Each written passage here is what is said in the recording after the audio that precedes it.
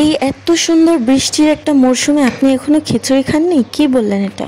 আসসালামু আলাইকুম, কেমন আছেন আপনারা সবাই? আশা করি সবাই অনেক বেশি ভালো আছেন। আপনাদের দোয়ায় এবং আল্লাহ তাআলার অশেষ রহমতে আমরাও অনেক বেশি ভালো আছি। আজ আমরা রান্না করব খিচুড়ি, তাও আবার বৃষ্টি ফ্রেন্ডলি খিচুড়ি।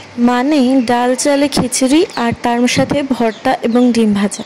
আমাদের বরিশালের ভাষায় এইভাবে বলে ডাইলে চাউলে খিচুড়ি।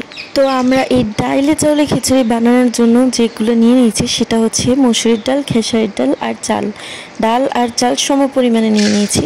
আসলে আপনি যদি ডাল আর চাল সমান পরিমাণে নিয়ে নেন তাহলে কিন্তু খিচুড়ি খেতে বেশ মজা লাগে। আর যদি ডাল কম হয়ে যায় তাহলে কিন্তু আমার কাছে একটুও ভালো লাগে না। তাই ডাল আর চাল সমান পরিমাণে দিয়ে তার মধ্যে পানি দিয়ে পরিমাণ মতো লবণ দিয়ে চুলায় বসিয়ে দিলাম। ডাল চুলায় বসিয়ে আমরা চলে আসলাম বৃষ্টি দেখতে। দেখুন বাইরে কত সুন্দর বৃষ্টি পড়ছে। এই ঝিরিঝিরি বৃষ্টির মধ্যে খিচুড়ি খেতে কিন্তু অনেক ভালো লাগে।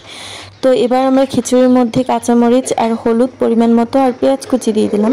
এবার এটাকে নেড়ে চেড়ে ভালোভাবে দিচ্ছি যেন লেগে না যায়। এবার আমাদের খিচুড়িটা যদি হয়ে আসে তাহলে কিন্তু আমরা এটাকে বাগার দেব রসুন দিয়ে। খিচুড়িটা কিন্তু প্রায় হয়ে এসেছে। এবার আমরা রসুন কুচি করে রেখেছিলাম সেটা এবার তেলে ভেজে নেব লাল লাল করে। রসুনটা সুন্দর করে তেলে লাল লাল করে ভেজে নেওয়ার পর খিচুড়ির মধ্যে দিয়ে এবার ভালোভাবে খিচুড়ির সাথে রসুন ভাজাটা কিন্তু মিক্স করে দিব। আর এটাকে আমরা বলি বাগার দেওয়া।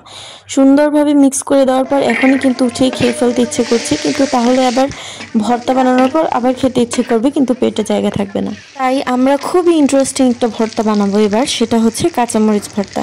কাঁচামরিচ ভর্তা হচ্ছে সব কিছুর সাথে মানানসই, যেটা আমার কাছে খুব বেশি ভালো লাগে।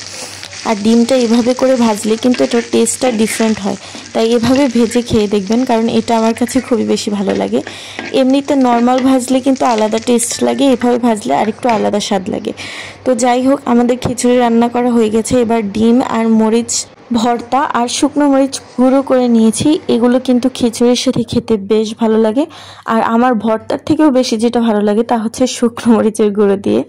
যাই হোক, আমাদের রান্নাটা হয়ে গেছে আর পরিবেশনটা হয়ে গেছে। কেমন লাগলো সবাই জানাবেন, অবশ্যই বাসায় ট্রাই করবেন।